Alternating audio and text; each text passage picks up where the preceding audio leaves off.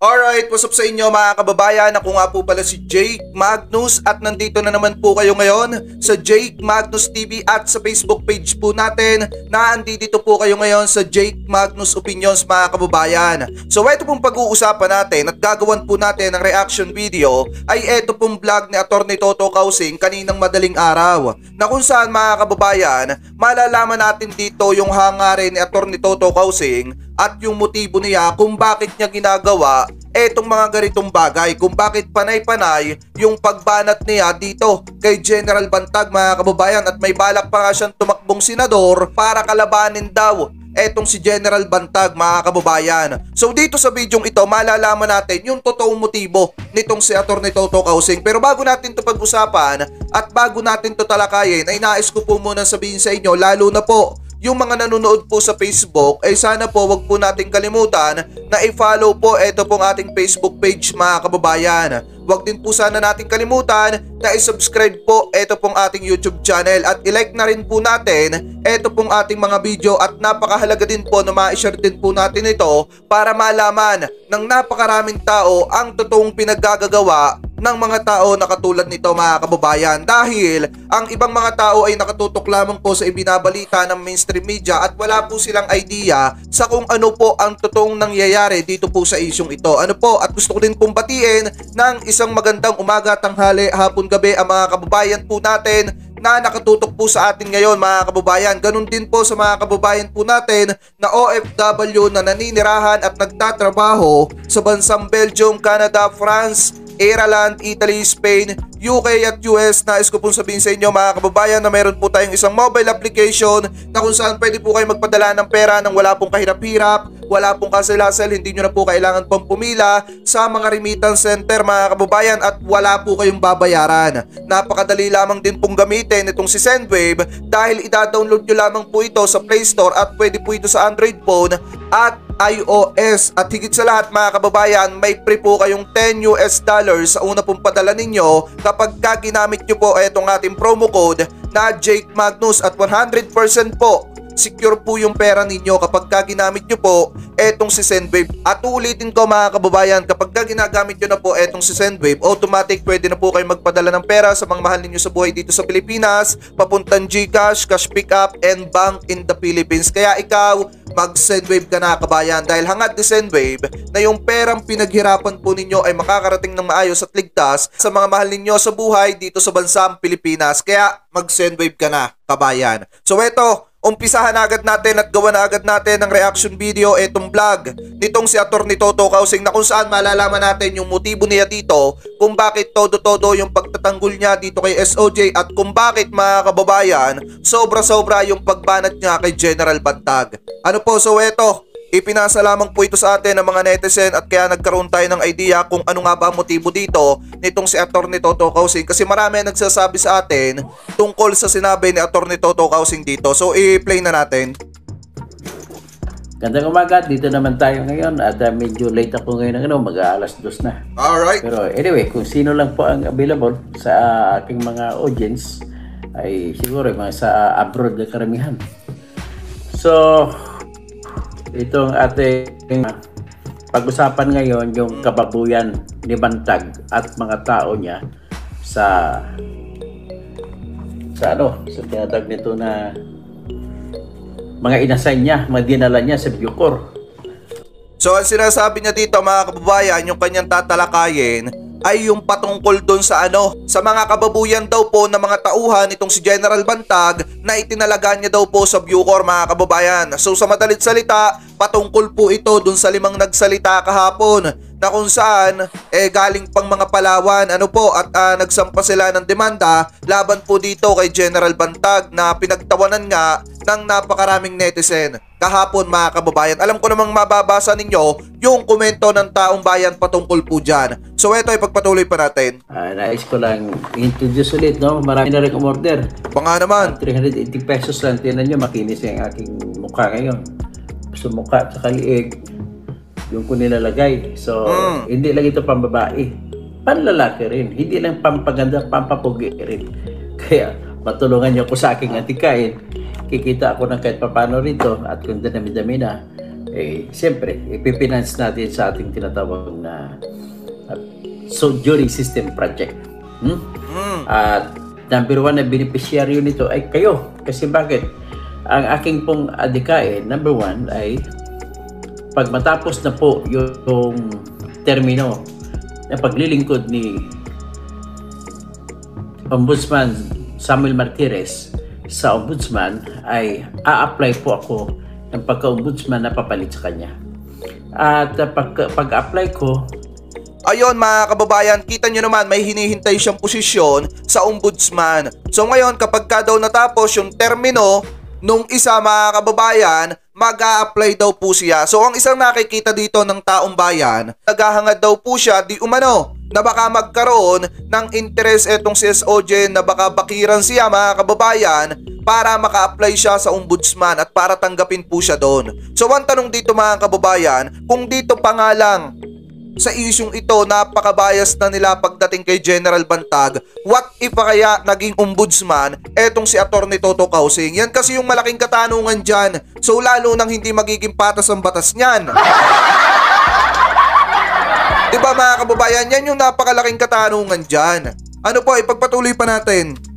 Ilalatag ko sa harap ng Judicial and Bar Council ang aking mga Pakinggan natin yung mga sasabihin niya mga kababayan, yung ipinapangako niya sa tao ngayon. plano kung paano ko gagawin at sisiguraduhin ko sa Judicial and Bar Council na kaya kong tanggalin ang corruption sa buong Pilipinas. Mga naman, Pati pagbibili ng boto, aalisin na ko tuwing eleksyon pag ako na ang magiging Ombudsman.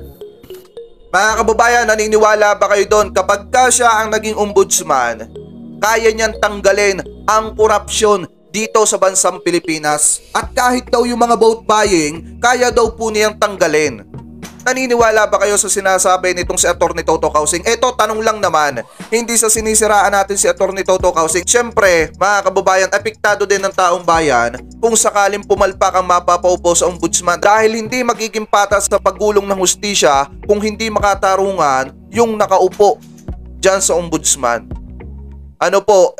Eto si Atty. Toto Kausing, dito pa nga lang sa isyong ito. Base sa taong bayan, hindi na nga agad patas at hindi pa nga nahatulan etong si General Bantag para sa kanya nahatulan na.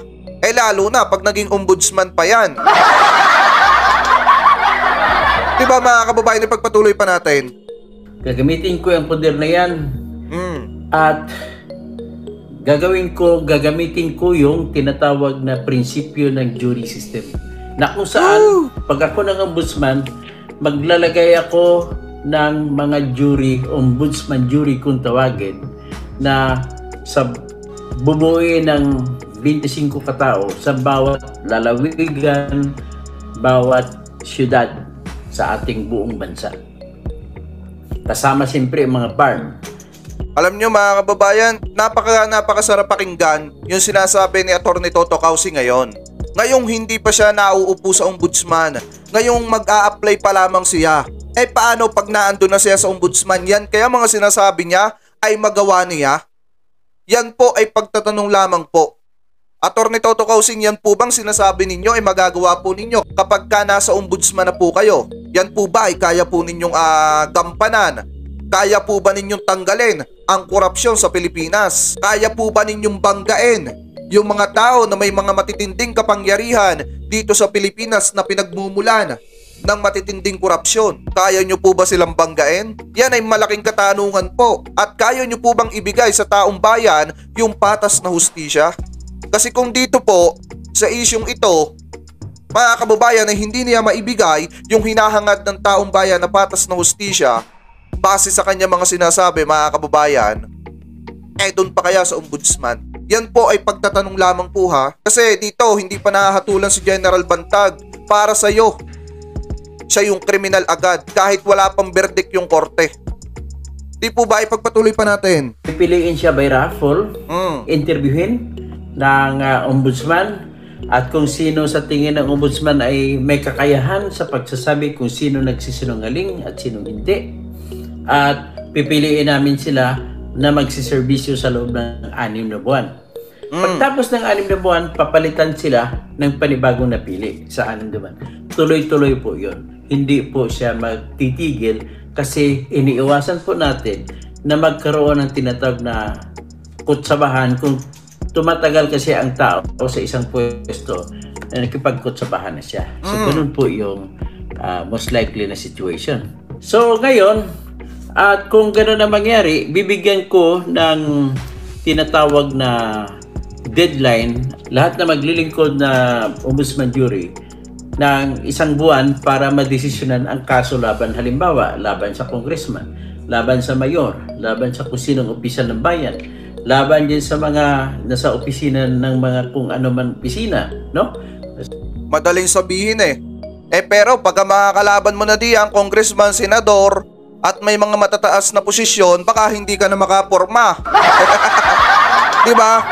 Alam niyo kasi mga kababayan, ngayon nag-a-apply, madaling sabihin yan. Pero pag nasa posisyon ka na, mahirap nang tuparin yan. Kasi darating ang punto, may mga lalapit sa'yo, mga big time na tao, aalukin ka ng ganito ganyan, pagbabantaan ka, tatakot-takutin ka, ewan ko lang kung hindi ka bumigay, Atty. Toto Kausing. Kasi sa totoo lang, eto base din to sa taong bayan ha, hindi ka makakapagbigay ng patas na hustisya kasi nga, dito pa nga lang sa isyong ito, hindi pa nahahatulan si General Bantag at si Zulueta para sa'yo nahatulan na. Para sa'yo, siya na yung mastermind kahit wala kayong maipakita na napakatibay na ebidensya na makakapagturo na si General Bantag talaga yung nagpatumba kay Caparasi. Di po ba? Kung dyan pa nga lang, hindi nyo na agad maibigay yung pantay na pagtingin pagdating dito sa hustisya natin sa Pilipinas, what ipa kaya kapag ka nasa ombudsman na po kayo? Diba? Tsaka yung sinasabi ninyo na 1 month lamang, bibigyan nyo ng 1 month para resolbahin yung kaso ng isang senador, ng isang mayor, parang mahirap po paniwalaan yan. At kung mangyari man yan, ikaw yung unang makakagawa niyan. Dapat ganito, Atty. Toto Kausing. Kapag ka ang involved, isang mamamayang mahirap lamang, katulad natin, isang mamamayang kapuspalad, dapat yun yung sinasabi mo, na pabibilisin mo yung pagresolba. Pabibilisin mo yung paggulong ng hustisya para sa kanya. Dapat ganun, hindi para lamang sa mga senador, congressman, at kung sino-sino pa. Dapat ang iminumungkahi mo sa taong bayan kapag ka ikaw ang isa sa naging ombudsman at nagkaroon ka ng kaso at ang involved ay mga mahihirap na kapuspalad, dapat papadaliin mo yung paggulong ng hustisya para sa kanila, hindi yung mabagal. Dapat ganun yung ipinapangako mo, hindi lang yung mata mo nakatingin sa mga congressman, mayor, senador at kung sino-sino pang Punsyo Pilato na mapipera. Dapat ganun sana, ang mata mo nakatingin din sa mga kababayan natin na kapuspalad. Ano po, ipagpatuloy pa natin. Kagaya sa DSWD, siyempre malimit dyan mga 4-piece. Maraming binibigyan ng 4-piece na hindi totoong tao o maraming mayaman na katanggap ng 4-piece. Yan ang balita po. So mga pangbibigay tulong din ng DSWD ay kailangan siguraduhin natin na mapupunta lamang yan sa mga mahirap. Okay? At pinakahuli sa linya yung mga mayaman. At kung may kakayahan ka, pinakahuli ka sa linya. Pero bibigyan pa rin para walang tinatawag na pagpipili. Kaya nga 4-piece, Atty. Toto Kausing. Kaya nga 4-piece is para sa mga mahihirap nating kababayan. Wala naman sinabi sa 4-piece na kapag ka mayaman ka, asawa ka ni congressman, asawa ka ni mayor, bibigyan ka pa rin ng 4-piece. Ang 4-piece po ay para sa mga kapuspalad na walang-wala po na gustong mapag-aral yung kanilang mga bata, yung kanilang mga anak. Yun po ang 4-piece, ang pagkakaintindi po natin sa 4-piece. Ano po, wala pong binanggit sa 4-piece na ang 4-piece ay para din po sa mga mayayaman, sa mga may pera. Yan pong 4-piece ay ginawa para sa mga kababayan po nating kapuspalad. Ano po, ipagpatuloy pa natin. So next is, kung may ombudsman jury na ako, ang mangyari niyan po, bibigyan ko sila ng kapangyarihan sa pagdesisyon din kung sino sasampahan ng kaso sa ombudsman at sino ang sasampahan ng kaso sa RTC sa mga kasong korupsyon. Okay? Kung sa kasong korupsyon, ibig sabihin naman nun ay pagdesisyon doon, ang Office of the Special Prosecutors ng Ombudsman na mga abogado ay sila na ngayon na magpipresenta ng ebidensya doon sa Sandigan Bayan, sa Regional Trial Court. So ganun po mangyari. Ngayon, dahil ang ombudsman po ay may plenary power o di kaya napakalawak na kapangyarihan na may pwede naming kukunin ang investigasyon gaya ng argumento ni Bantag. Pwede naming kukunin ang mga preliminary investigation sa mga criminal cases na kung saan ang mga kinakasuhan ay halimbawa Barangay Tanod. Mula sa Barangay Tanod, kukunin namin yan.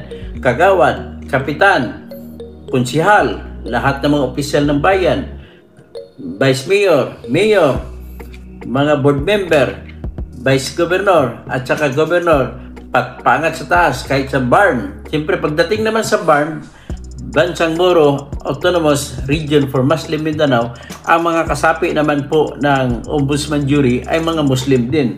Sila rin. Kaya mo kaya talaga, Atty. Toto Kausing yan? Tanong lang naman. Kasi pamula daw po sa Barangay Tanod hanggang sa mga matataas na posisyon na naglilingkod po sa ating bansa, basta nasangkot po sa korupsyon, ay kanya daw pong aaksyonan. Sa madalit salita mga kababayan, pabilisin na lang natin. Ang tanong dito, kaya ba talaga ni Atty. Toto Kausing yan? Ay bakit dito sa Persilapit case nagbubulag-bulagan siya? Ikaw na rin, Atty. Toto Kausing, ang nagsabi na yung ibang sinabi ni General Bantag talagang totoo. Bakit pagdating sa mga vlog mo, sinasabi mo na walang ibang kumitel ng buhay ni Kaper Silapit kung hindi si General Bantag? Sa mga vlog mo, lagi mo sinasabi yan. Kahit wala pang verdict ang korte. So kaya mo bang gawin yung trabaho mo? Kung sakasakali, tanong lang naman. Magpatuloy pa natin. Nakatira doon at sila rin magdesisyon kung yung kanilang mga congressman o assemblyman dyan sa BARM ay kinakasuhan.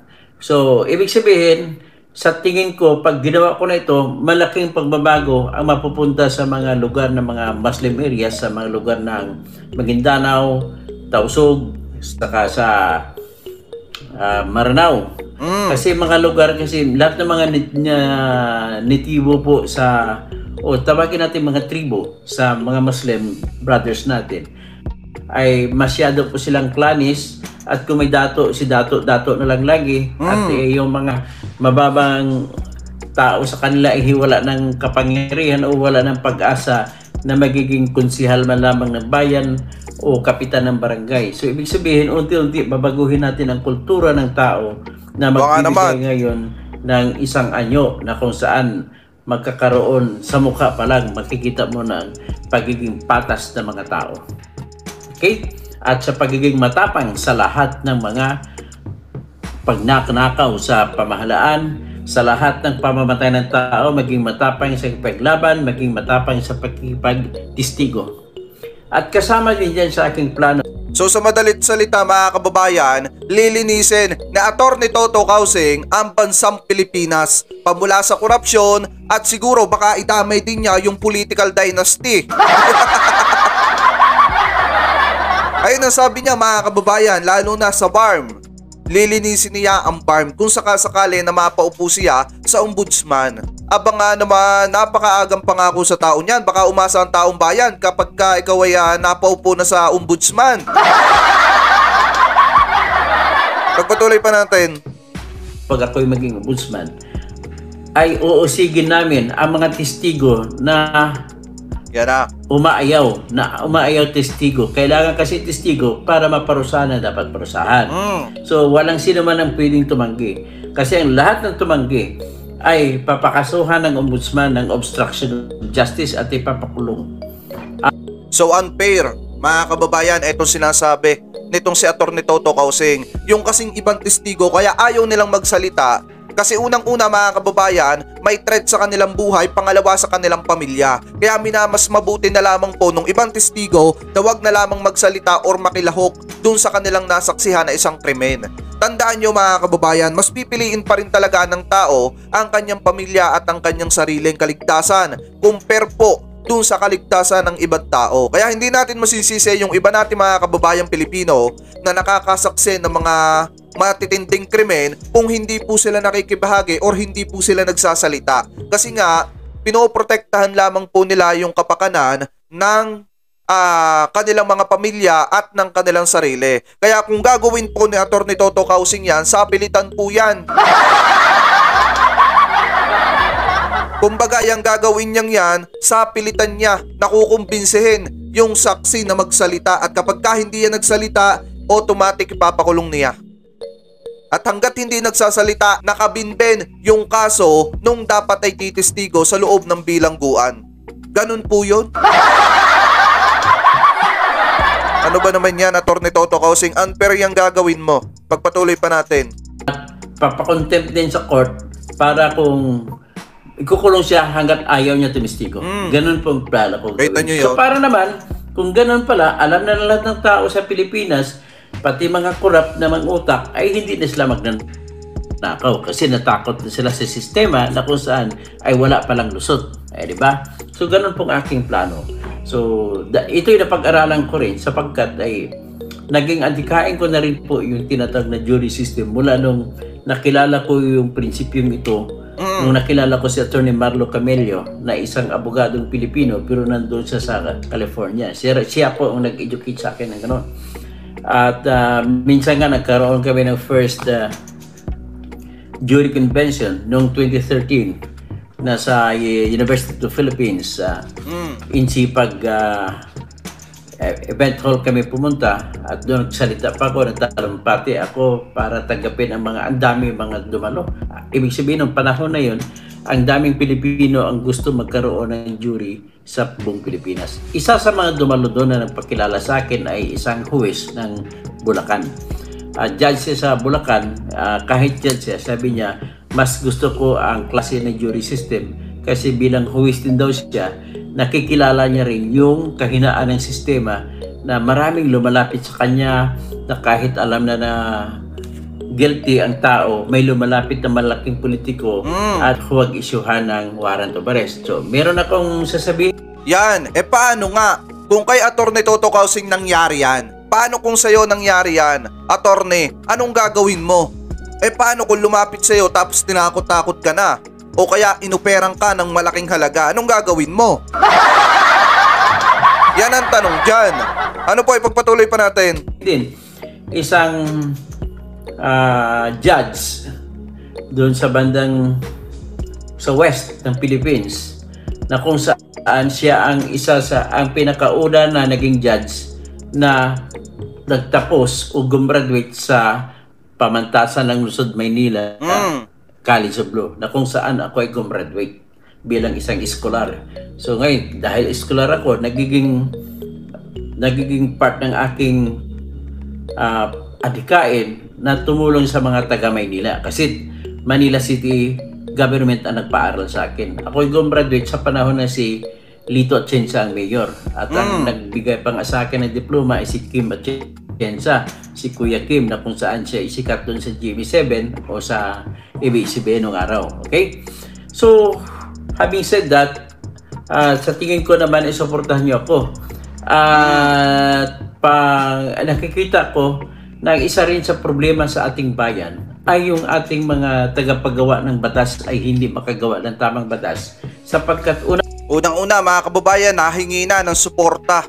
Malayo pa matapos yung termino nung nakaupo sa ombudsman, nahingi na po siya mga kababayan ng suporta. Ngayon pa lang, sa panahon na may matinding kinakaharap yung kanilang kampo para matukoy kung sino nga ba yung totoong mastermind sa pagkawala nitong si Kapper Silapid, ay yung nasa sa isip po ni Atty. Toto Kausing ay suportahan siya ng taong bayan na mapaupo siya sa ombudsman.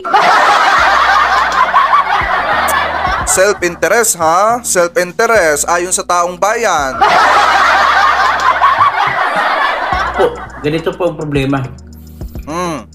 Marami pong mga congressman at mga senador na may sariling interest na pinoprotektahan. Yun. Pangalawa po, marami po sa ating congressman at mga senador na kulang pa sa pag-aaral. So kung kulang ang pag-aaral, kulang ang kanilang edukasyon, ay kung ano-ano na lang ang pinagagawa Ayaw ko naman mag-pinpoint ng tao, no?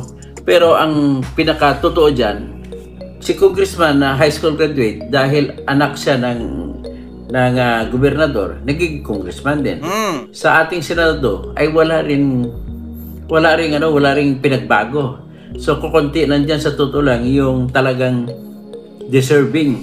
No, ayoko lang magbanggit kung sino deserving sa Senate natin na magaling. Napapansin ko naman sila at marami din diyan na hindi rin deserving. Sikat na sila kaya nanalo sila. Ibig sabihin So sinasabi nito si Atty. Toto Kausing, kaya daw po may mga nananalo kasi nga unang-una kahit hindi naman daw deserving is may pangalan. Pangalawa, mga kababayan, sikat. Pangatlo, anak daw po ng isang nasa sa pwesto. Sa madalit salita, mga kababayan. So parang ganun po yung tinutukoy nitong si Atty. Toto Kausing, kaya may napapaupo sa pwesto na kahit hindi marunong ay napapatalaga po siya sa isang posisyon. So base po yan kay Atty. Toto Kausing. Kanino kaya patama yon? Yun ang hindi natin alam, mga kababayan. Ipagpatuloy pa natin. Salita ko ito kasama sa adhikain ko na may bibigyan ng edukasyon, unti-unti mababago yung pag-iisip ng aking mga subscribers na bumuto na kayo ng tama. Pumili na kayo ng tama. So sa ganong pamamaraan ay nag-iisip din ko ako na tatakbo na rin ako senador sa 2025. Yon, mga kababayan, ang motibo ni Atty. Toto Kausing. Gusto ni Atty. Toto Kausing na tumakbong senador sa halalang 2025 daw, mga kababayan. So alamin natin ang purpose niya kung bakit gusto niyang tumakbo. At naisip ko ito nung nag-anunsyo si Mr. Bantag na tatakbo din daw siya. Although disimulado, paayaw-ayaw, pero gusto niya tumakbo kasi sumikat na nga siya ngayon Ang hindi ko alam, mga kababayan, ako nakatutok ako kay General Bantag pero wala pa akong naririnig na balita galing sa kampo ni sa kampo ni General Bantag na si General Bantag po ay tatakbong senador. Wala pa po akong balita. Pero kung tumakbo si General Bantag na senador, susuportahan po natin yan. Pero dito, kita nyo yung purpose ni Atty. Toto Kausing kaya siya tatakbo ay dahil narinig lamang po niya na tatakbo po etong si General Bantag sa pagkasenador. So parang ang nangyari nito nung panahon ng kampanya nung 2022, mga kababayan, ay mga kababayan, yung pagtakbo ni Leni Robredo ay dahil lamang para hindi makabalik sa pwesto etong si Pangulong Bongbong Marcos or ang mga Marcos. Mga kababayan, yun yung nakita ng taong bayan na highlight sa pagtakbo nitong si Leni Robredo. So ngayon, mga kababayan, magiging ganun din etong si Atty. Toto Kausing. Kaya daw siya tatakbo bilang senador is para etong si General Bantag daw po, sa madalit salita, pigilan. Ipagpatuloy pa natin. Tatakbo si senador. So ngayon, pag tatakbo siya, talagang tatakbo ako at wala akong gagawing ibang kampanya. Kampanya na tawagin mo na negative campaigning. Pero magsasalita ako araw-araw laban sa kanya at ilalabas ko yung bako para hindi siya mananalo. Biruin nyo yun, mga kababayan, ganyan katindi ang mindset ni Atty. Toto Kausing. Tatakbo siyang senador dahil sa tatakbong senador etong si General Bantag, tapos ang gagawin niya negative campaigning or black propaganda para masira etong si General Bantag para hindi daw po manalo. So ganyan ba, mga kababayan, ang mindset ng isang tatakbong senador at maglilingkod sa bayan? Tanong lang naman po. Yan ba ang mindset ng taong gustong tumakbo at maglingkod sa gobyerno at pasanin ang responsibilidad na tulungan ang taong bayan? Yan ba yung mindset na kailangan natin para paunlarin ang bansang Pilipinas at para tanggalin ang korupsyon sa bansang ito? Di po ba? Pagpatuloy pa natin. Ganon din ang gagawin ko sa ibang kandidato. Ilalabas ko pa ako nila ang kanilang edukasyon na mababa at walang kwentang performance. Yon, hinamak na yung edukasyon ng iba porket abogado siya. Kita nyo yon? Hindi lang pala kay General Bantag gagawin yung black propaganda, yung mga negative campaigning, kung hindi, pati sa mga ibang senador na makakalaban niya sa election 2025. Mga kababayan, black propaganda nga yung gagawin niya. Hindi lang po basta pag-i-expose yung gagawin niya, pati yung pinag-aralan, yung natapos ng isang tatakbong senador, ilalathala niya din po sa taong bayan para magmukhang mahina yung isang senador na nakalaban po niya? Yan ba ay mindset ng isang abogado? Or may utak ba na nasa sa tama yung taong mag-iisip ng ganyan? Ano po, ipagpatuloy pa natin. Hindi kita kinakalaban, Atty. Toto Kausing ha. Hindi kita kinakalaban, sa atin lang, itinatama lang natin yon. Kasi ang pinakaayaw ko sa lahat mga kababayan is yung black propaganda pagdating sa pangangampanya. Gusto ko positive lang. Ano po, para suportahan ka ng tao, gusto ko positive lang. Pagpatuloy pa natin. Para hindi na sila manalo. Para mananalo na yung mga magagaling. Kahit matalo ako, okay lang yan. Basta ang mission ko ay i-expose ko kasi Aanhin mo yung magaling kung kurap naman sa bansa. Mga kababayan, aanhin ninyo yung senador, congressman, mayor o vice mayor or governor mga kababayan na magaling kung kurap naman sa bansa. Doon ako sa hindi magaling. At least yung ginagawa para sa bansa, para sa taong bayan. Kaysa naman yung magaling pero kurap naman. Di po ba, ipagpatuloy pa natin. Ko sa ating political system sa tuwing kampanya ay bakit binabawalan natin ang kampanya na negative? Panahon na siguro simulan natin na ang lahat ng kampanya busisiin ng isang kandidato ang kalaban niya mga kandidato. Di sa madalit salita, etong nangyayari ngayon, huwag ninyong pagbawalan yung mga vlogger ni General Bantag na itinatama yung mga mali ninyo. Kasi sabi nyo, kung para sa inyo, gusto ninyo na ipatupad na sa panahon ngayon yung negative campaigning, yung negative black propaganda, mga kababayan, kung gusto nilang ipatupad ngayon, dapat wag nilang tirahin ng tirahin yung mga vlogger ni General Bantag, kaya sila pinuputakte. Diba kasi ito nyo, hinihikayat niya na dapat sa panahon daw ngayon, yung black campaigning, yung black propaganda, yung negative campaigning na makakasira sa isang kandidato, dapat daw pinapatupad na. Nasaan ang tamang pag-iisip mo nun? Di po ba, ipagpatuloy pa natin. Para naman, malalaman naman ng botante kung sino talaga dapat piliin. Kasi ang pambuto na nagsimula sa mali ay mauwi rin sa mali. Ang buto po na nakabase sa kasinungalingan na naniwala ang tao botante ay mauwi dyan sa isang pamahalaan na puro kasinungalingan lamang ang gagawin. Okay? So, I hope so. You are with me. So, mag-post lang ako sandali. So, yun mga kababayan.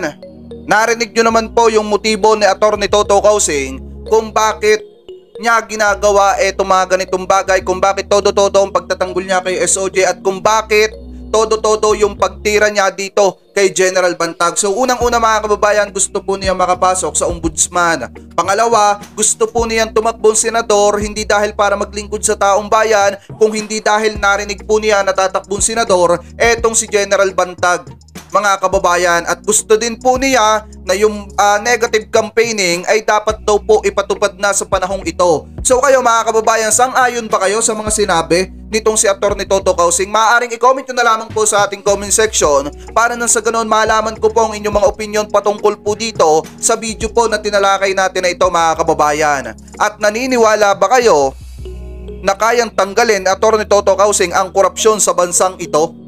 Tanong lang naman mga kababayan, i-comment nyo na lamang po sa ating comment section. At kung nagustuhan nyo po etong ating video na ito, etong ating vlog na ito mga kababayan, ay i-follow nyo po sana eto pong ating Facebook page. Paabutin na po sana natin ng 10,000 followers mga kababayan, nang sa ganun po magtuloy-tuloy pa po ang paggawa natin ng mga video na makakapagmulat sa kaisipan ng taong bayan. At gusto ko din po sabihin sa inyo na huwag nyo din po sanang kalimutan na i-follow po or i-subscribe etong ating YouTube channel. Mga kababayan, hit nyo na rin po yung ating notification bell para lagi po kayong ma-update sa tuwing mag-upload po tayo or magla-live ng ganitong klase ng video. Maraming salamat po. Ingat po kayo palagi. God bless po. Uulitin ko, mag-iwan po kayo ng komento. Maraming salamat po.